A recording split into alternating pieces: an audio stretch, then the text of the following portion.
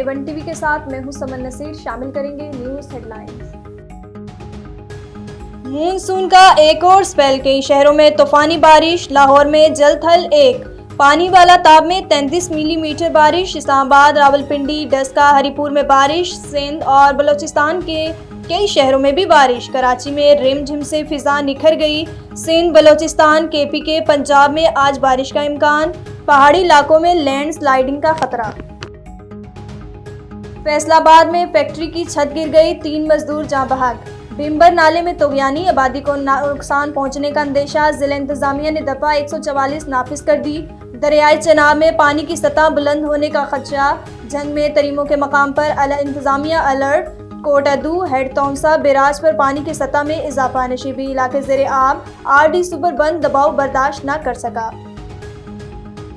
पंजाब की आवाम को बिजली की कीमतों में बड़ा रिलीफ। अगस्त सितंबर में 500 यूनिट तक बिजली, 14 रुपये सस्ती। तरक्याती फंड से कटौती के बाद 45 अरब का पैकेज तैयार।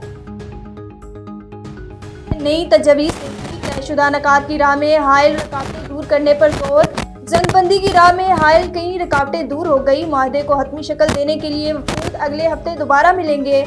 सदर जो बाइडन ने कहा है, मुआहदे के जितने करीब आज हैं पहले कभी न थे। हमास का एतराफ, नकात जो बाइडन की पेशकश से मुताबिकत नहीं रखते। स्टूडियो से फिल वक्त इतना ही।